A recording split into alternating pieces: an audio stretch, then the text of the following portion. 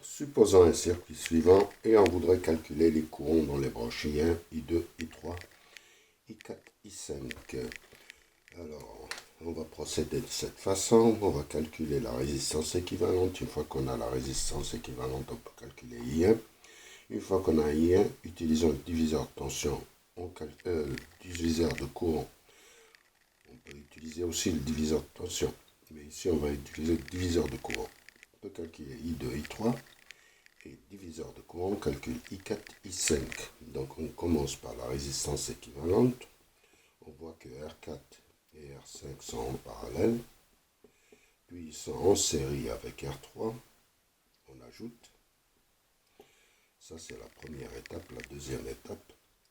La troisième étape.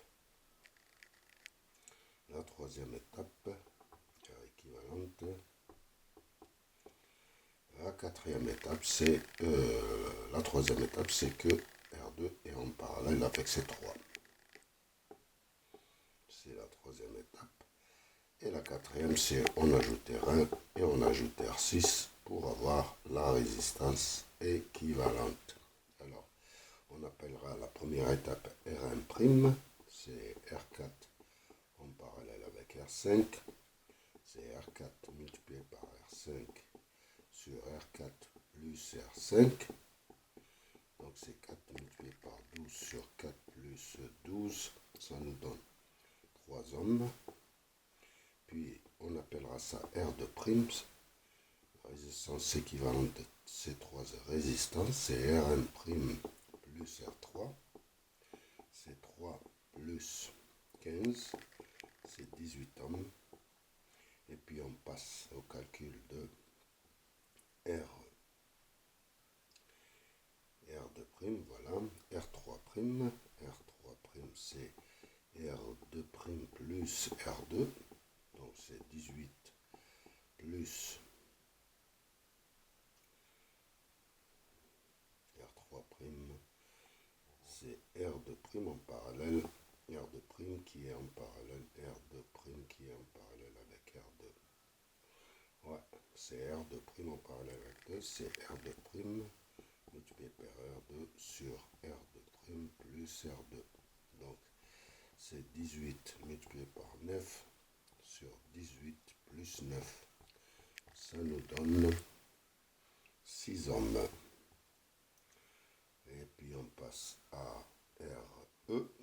RE, c'est R3' plus R1 plus R6. Donc, c'est 6 plus 4 plus 14. Ça nous donne 24 ohms.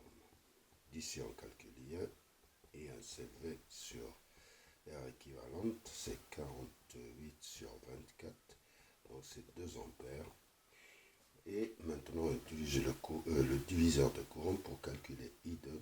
I2 c'est R2' sur R2' plus R2, puisque ça est en parallèle avec ça, on utilise le diviseur de courant. R2', c'est 18 sur 18 plus 9 multiplié par 2. Ça nous donne un courant de 1,33 ampères. D'ici, avec la loi de Kirchhoff, on calcule I3, c'est I1 moins I2. Donc c'est 1,33. C'est 2 moins 1,33. C'est 2 moins 1,33. Donc c'est 0,67 ampères.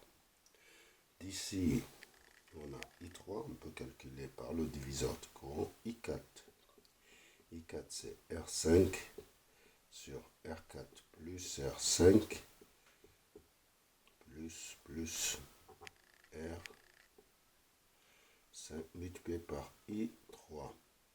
Donc c'est R5, c'est 12 sur 12 plus R4. R4, c'est 4. Multiplié par I3, c'est 0,67. I4, c'est égal à 0,5 ampères. D'ici, on calcule I5.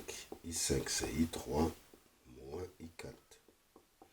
I3, c'est 0,67 moins 0,5.